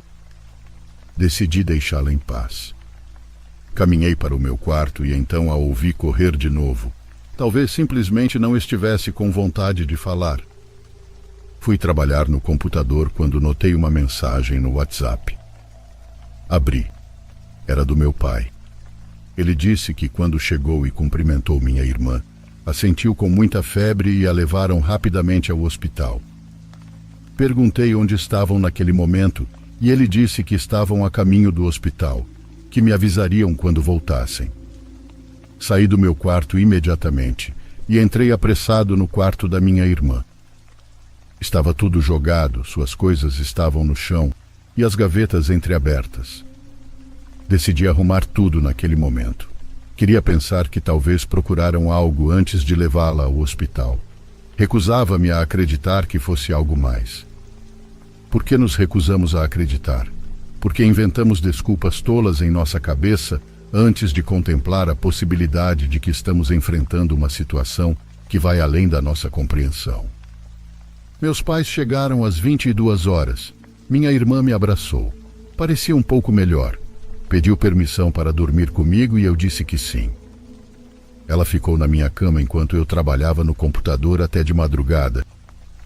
Embora eu tivesse colocado fones de ouvido e a música estivesse alta, o que preciso para me concentrar e programar, por momentos acreditei ouvir passos de alguém correndo lá fora pela casa toda. Na manhã seguinte, já havia esquecido de tudo o que aconteceu na noite anterior. O importante era cuidar da minha irmã, que ela se recuperasse. Os dias seguintes foram semelhantes. Às 10 ou 10:30, minha irmã chegava ao meu quarto e pedia para dormir lá, e eu permitia. Não me custava nada e assim eu podia cuidar dela. Foram uns 3 ou 4 dias depois, quando minha irmã ainda não havia melhorado. Naquela noite eu já estava deitado. Desta vez não estava trabalhando. Senti que ela entrou e se deitou atrás de mim sem dizer nada. Só disse para ela descansar. Alguns minutos depois, ouvi minha madrasta caminhando pelo corredor. Ouvi claramente ela dizer: "Vai dormir ou não vai se recuperar?" Disse isso do corredor. Estava falando com minha irmã no quarto dela. Então falei com minha madrasta da minha cama. Pedi que ela entrasse no meu quarto. Ela abriu a porta. Pedi que acendesse a luz. Ela soltou um pequeno grito que tentou abafar para não acordar minha irmã deitada atrás de mim quando a viu. "Com quem você estava falando?" perguntei. Ela se aproximou para ver minha irmã. Quase a tocou para se certificar de que era ela. Ela pediu que eu saísse, por favor, que a acompanhasse a verificar o quarto da minha irmã. Tudo estava em ordem, e ela acordou meu pai e nos contou o que acabara de acontecer. Meu pai tinha se deitado cedo porque ia sair para trabalhar às 4 da madrugada. Eram 23 horas, então ela ainda estava assistindo TV na sala para não fazer barulho para meu pai. Ela se levantou para ir ao banheiro. Viu a porta do quarto da minha irmã aberta. Quando passou, instintivamente olhou para dentro e viu minha irmã lá. Jura ter visto. Diz que ela estava parada sobre a cama com os braços estendidos. Como um espantalho, descreveu. Então foi quando ela disse para minha irmã parar de brincar e dormir para se recuperar. Mas o que quer que estivesse lá dentro nem sequer se mexeu. Foi então que ela me ouviu chamá-la do meu quarto. Ela tinha certeza de que havia alguém no quarto da minha irmã. Alguém ou algo. Algo que não tinha medo de se deixar ver. Quando verificamos novamente, não vimos nada estranho.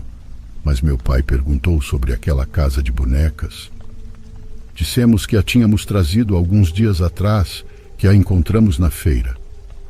Sem perguntar nada, ele apenas a levou. Saiu naquele momento com o carro e voltou um tempo depois sem ela. Meu pai não acredita nessas coisas, mas nunca havia ocorrido nada na casa.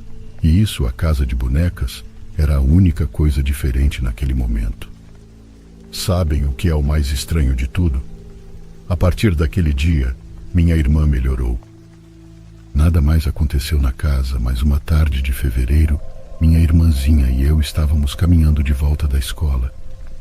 De repente, ela quis atravessar a rua, como se algo a tivesse assustado. Estávamos passando por aquela barraca de antiguidades e a casa de bonecas estava lá.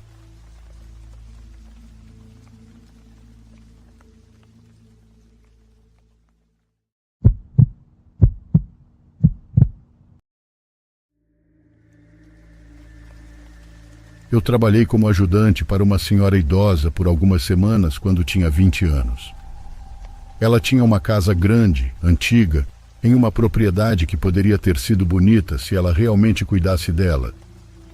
Ela tinha 2 acres de terra cercados por árvores em 3 direções e a estrada na outra.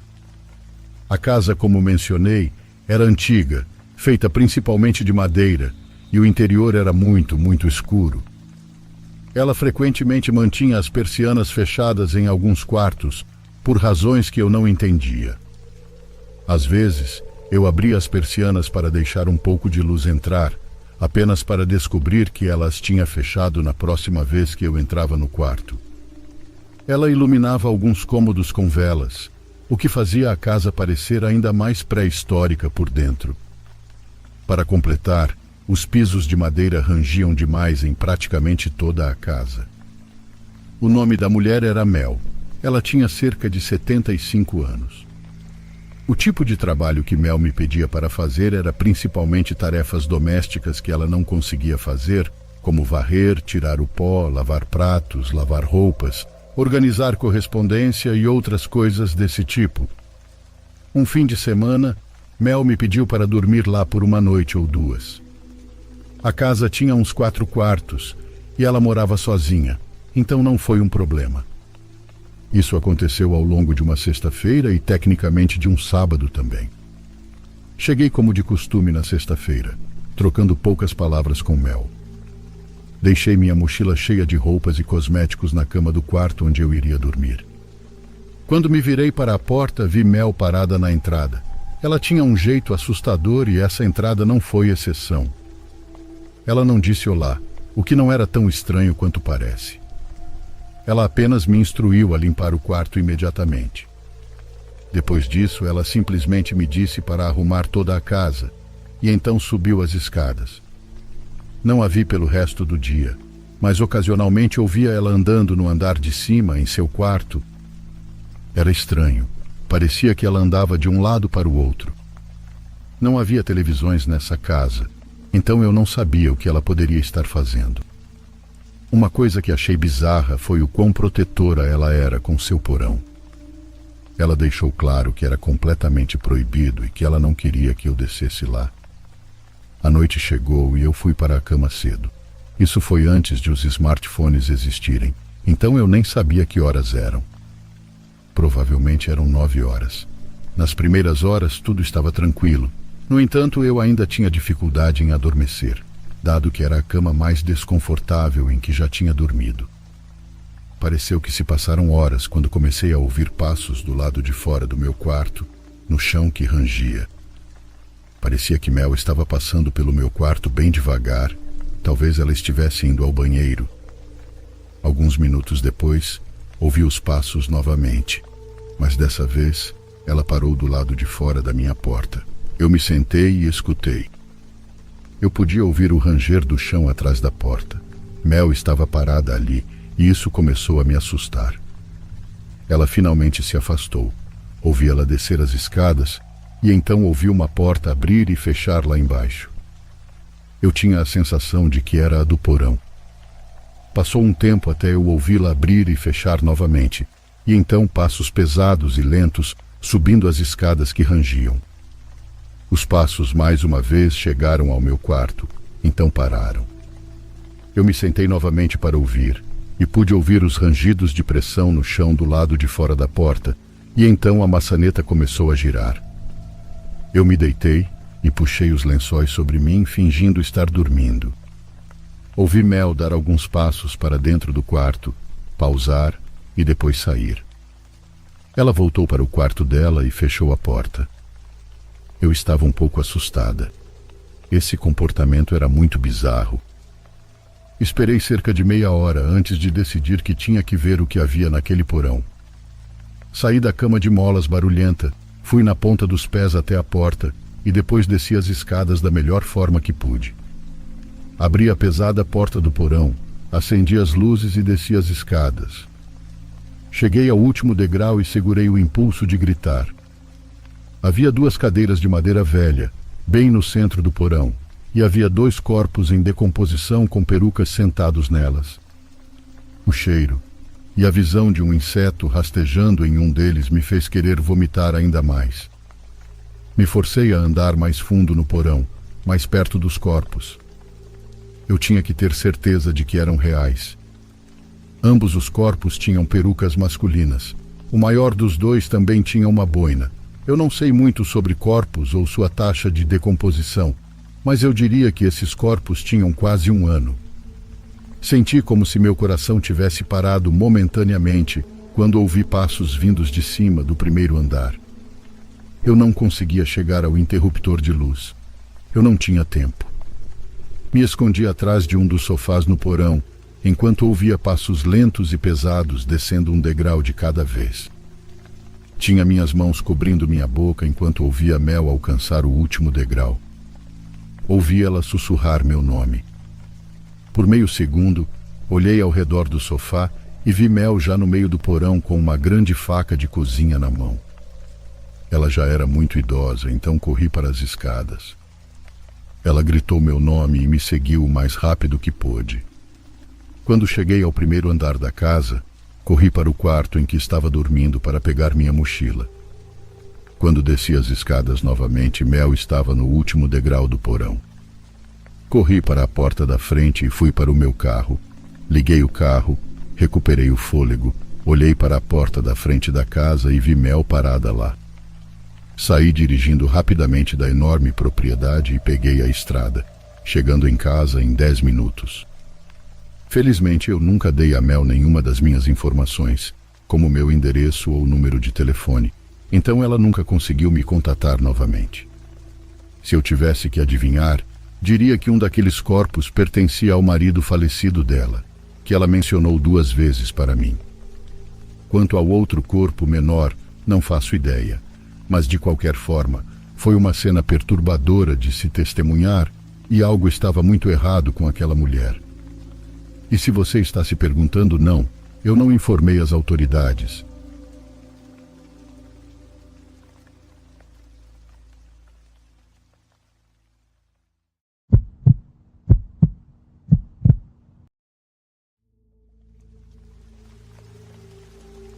Isso aconteceu comigo não há muito tempo, vejam, sou paramédico e trabalho atendendo emergências.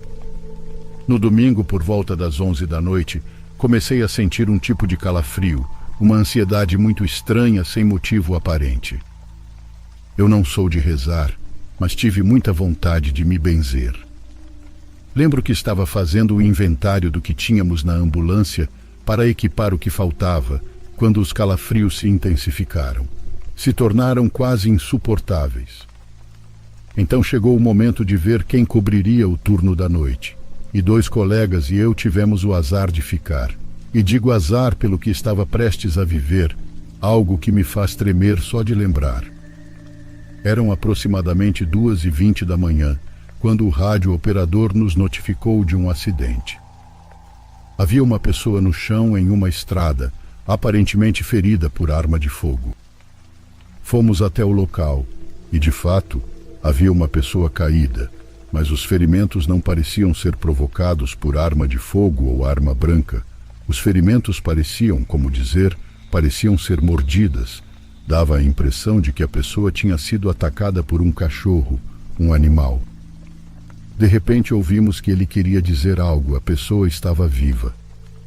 Decidimos colocar a vítima na ambulância para transferi-la, e a cada pergunta que fazíamos, ele repetia a mesma coisa várias vezes, que era algo enorme e que ele não pôde fazer nada para se defender.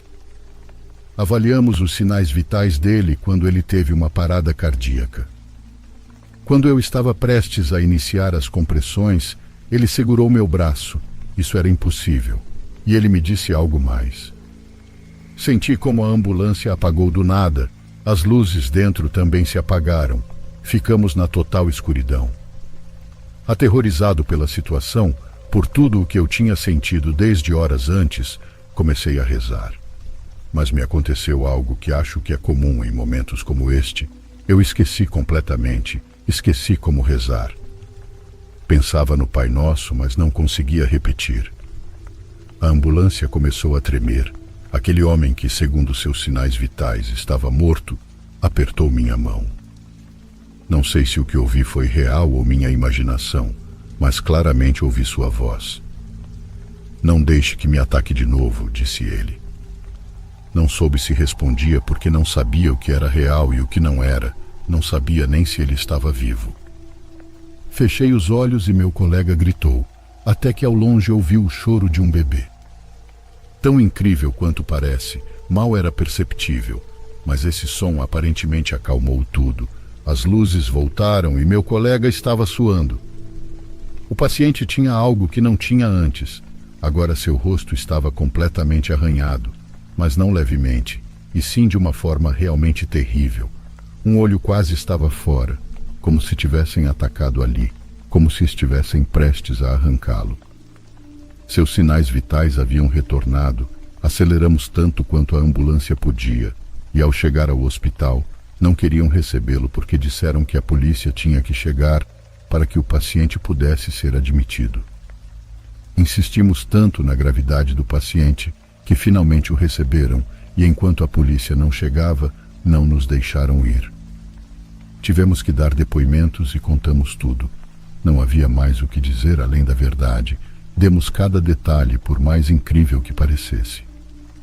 Evidentemente não sei se acreditaram em nós, mas a pessoa que colhia o depoimento disse que nunca tinha ouvido algo assim, menos ainda de paramédicos.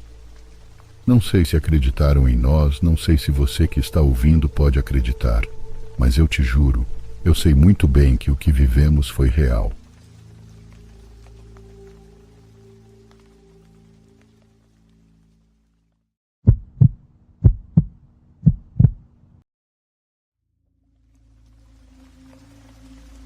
Quero contar a vocês sobre algo muito especial que sempre carreguei comigo, quase toda a minha vida desde que me lembro, um amuleto. Não quero descrevê-lo com exatidão porque, embora minha mãe tenha me dado permissão para compartilhar essa história, ela me pediu que reservasse certos detalhes e vou obedecê-la. Esse amuleto está comigo desde que me lembro, e pelas fotos que pude ver, eu o usava desde que era bebê. Minha mãe disse que eu quase não nasci. Em várias ocasiões a gravidez se complicou, e até dias antes de eu finalmente nascer, minha mãe sofreu um acidente em um ônibus de transporte público. 4 pessoas morreram, mas minha mãe saiu ilesa. Uma de suas amigas, sua patroa, uma mulher bem mais velha que ela, disse que eu não deveria nascer, que eu não estava destinado a nascer e que isso me traria muitas coisas ruins na vida. Ela deu à minha mãe um amuleto para que eu sempre o usasse, dizendo que, por favor, levasse isso a sério, que tinha custado muito para conseguir e que não estava falando de dinheiro. Minha mãe, é claro, não acreditou, mas simplesmente agradeceu o gesto com muito respeito. Afinal de contas, ela estava preocupada comigo. Por via das dúvidas, colocou o amuleto no meu berço e, bem, nas primeiras semanas tudo foi muito tranquilo, até que meu pai tirou aquele amuleto dizendo com essas exatas palavras: "Não quero macumba perto do nosso filho." A partir desse momento, dizem, comecei a chorar muito todas as noites. Se me levavam para dormir com eles, eu conseguia dormir um pouco por um tempo, mas logo voltava a acordar chorando. Os cachorros latiam furiosamente lá fora, e não eram apenas os que eles tinham naquela época. Parecia que todos os cachorros ao redor estavam latindo e uivando.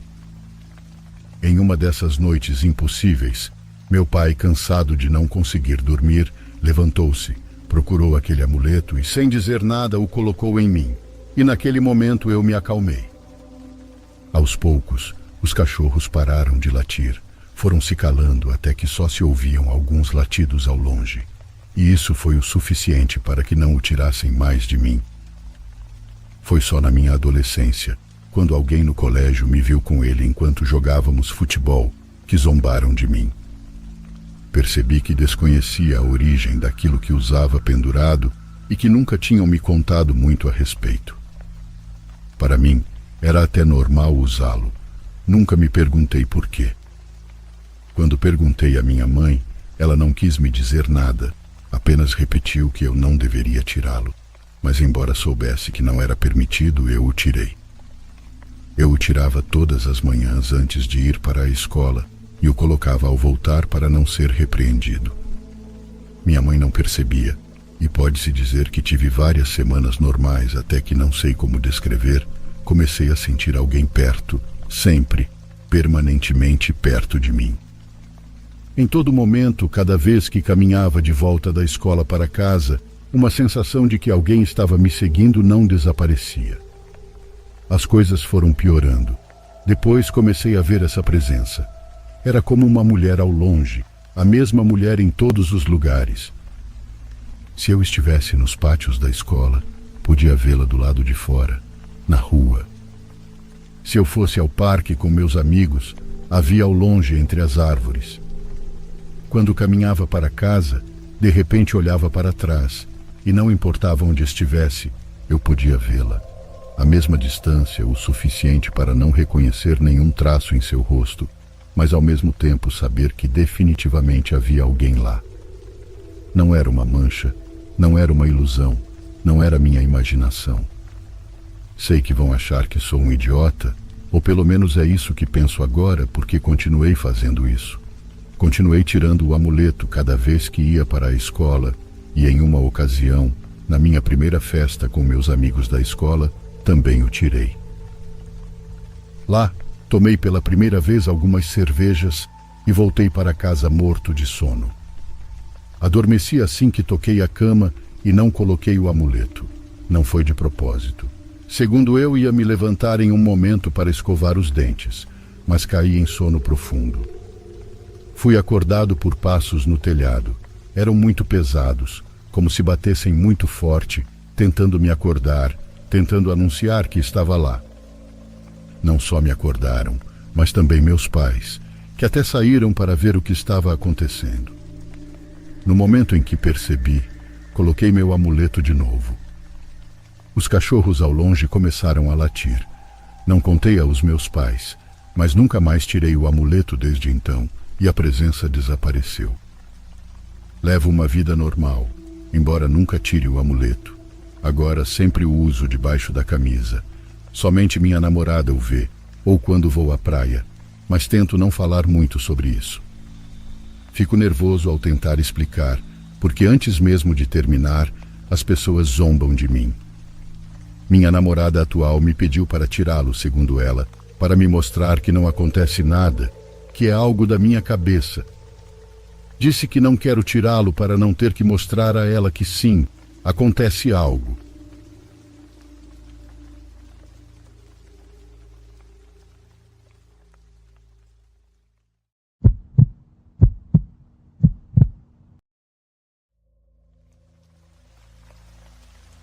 Há alguns anos, um grupo de amigos e eu planejamos uma viagem de acampamento no Parque Yellowstone, nos Estados Unidos. Nós 4 já tínhamos acampado várias vezes em parques antes, mas nunca em um lugar do tamanho de Yellowstone. Seria uma viagem de quase uma semana para passear e curtir a natureza. Planejamos bem os primeiros dias da viagem, decidindo onde acamparíamos e os lugares que veríamos. Depois desses primeiros dias, não tínhamos muitos planos e decidimos ir aonde nos interessasse. A primeira parte da viagem foi bem. Vimos muitas atrações turísticas populares e nos divertimos à noite ao redor de nossa fogueira no acampamento. Perto do fim da viagem, porém, estávamos procurando um local para acampar à noite e tivemos dificuldade em encontrar um. Estávamos na fase da viagem em que nada estava planejado. Já estava escuro, tarde da noite, e todos os campings na área próxima que visitamos estavam cheios e não tinham espaço para nós. Eventualmente passamos por uma área aberta que tinha algumas fogueiras espalhadas feitas com pedras e parecia um bom lugar para acampar. A área não estava listada online e não aparecia como um camping nomeado no Google Maps, mas claramente as pessoas já haviam acampado lá antes. A área estava vazia e não vimos ninguém, então decidimos montar acampamento lá para a noite. Tivemos que montar a barraca no escuro com lanternas. Já era tarde então.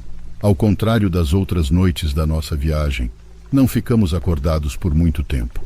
Apenas entramos na barraca e adormecemos rápido. Acordei no meio da noite. Meus amigos me acordaram e sussurraram que algo parecia estranho. Imediatamente entendi o que eles estavam falando, porque nas florestas ao redor do nosso acampamento havia um número estranho de sons de pássaros. Ainda era o meio da noite e não perto da manhã, então não deveria haver pássaros fazendo sons, mas em vez disso, havia vários tipos diferentes de sons de pássaros a cada poucos minutos. Como grupo, concordamos sem acender nenhum tipo de luz em sair e verificar. Saímos da barraca e acabamos nos aglomerando ao lado do nosso carro, que estava bem ali perto, já que havíamos usado os faróis para montar a barraca antes. Enquanto esperávamos nossos olhos se ajustarem ao escuro e notarmos se podíamos ver algo, os sons dos pássaros se aproximaram. Era um som muito alto de diferentes tipos, completamente bizarro e assustador. Depois de alguns segundos, pararam completamente. Nesse ponto, sabíamos que aqueles sons não eram normais e que deviam ser pessoas se comunicando, pois vinham de diferentes direções da floresta. Só foi necessário um rápido olhar entre nós para decidir que entrar no carro seria a coisa mais inteligente a se fazer naquele momento. Depois de nos apressarmos para entrar no carro e ligar o motor e as luzes, o que vimos na linha da floresta correndo em nossa direção foi horrível. Havia 2 humanos correndo em nossa direção. Eu os chamo de humanos porque nem sei se eram homens ou mulheres, devido ao quão sujos e selvagens eles pareciam. Saímos de lá o mais rápido que pudemos, vendo mais 3 pessoas no lado oposto da linha da floresta, quando nossos faróis iluminaram aquele lado. Dirigimos durante a noite toda até sairmos do parque, abandonando nossa barraca, já que todos nós tínhamos nossos bens importantes no carro. Nenhum de nós consegue se lembrar ou determinar em que área do parque estávamos, mas definitivamente não era perto de um camping popular. Concordamos em encurtar nossa viagem de acampamento e alugar um hotel para a última noite. Não acampamos juntos novamente por um longo tempo após aquela noite macabra.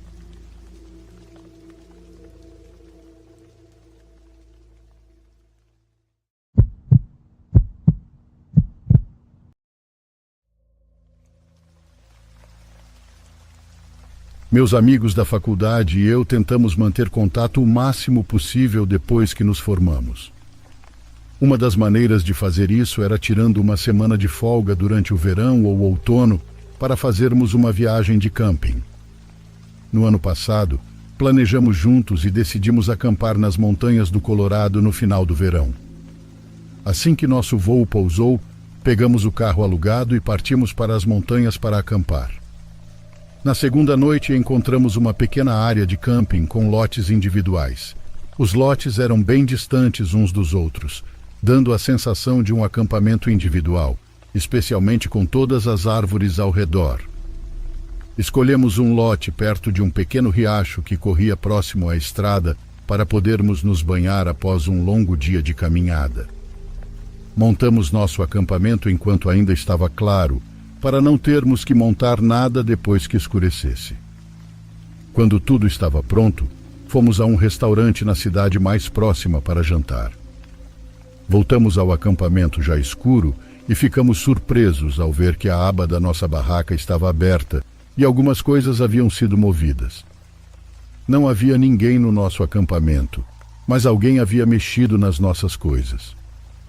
Foi uma cena chata de se ver, mas continuamos com a nossa noite.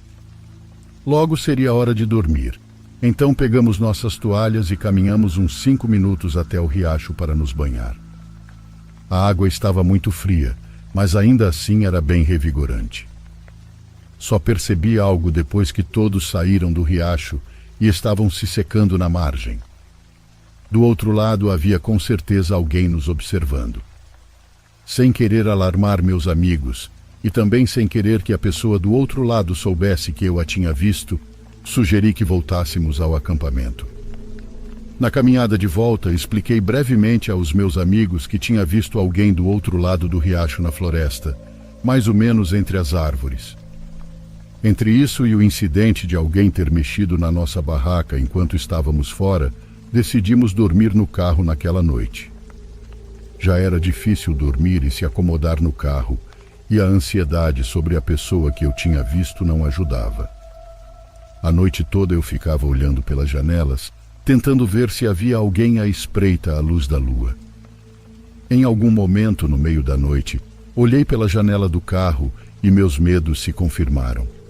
Havia uma figura agachada na entrada da nossa barraca, com algo na mão, abrindo o zíper lentamente. Assisti paralisado enquanto a pessoa rapidamente descobriu que não havia ninguém na nossa barraca e então virou a cabeça em direção ao nosso carro.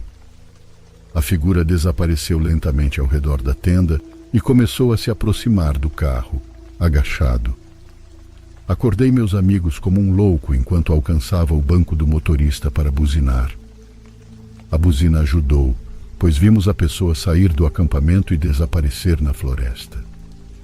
O que sempre me marcará naquela noite é como o sujeito que vimos não fugiu assustado. Ele simplesmente se levantou e caminhou calmamente para a floresta, sem se incomodar com nada. Ninguém conseguiu dormir mais no carro. Ficamos alertas e paranoicos, achando que a pessoa poderia tentar voltar. Não tivemos mais problemas pelas últimas horas da noite até começar a clarear. Tínhamos planejado ficar nesse local de acampamento por 2 noites, mas nem preciso dizer que não ficamos lá pela 2ª noite. Continuamos o resto da nossa viagem de camping, mudando para outro local. Felizmente não tivemos mais problemas, mas aquela noite ficará vívida na minha memória por muito tempo.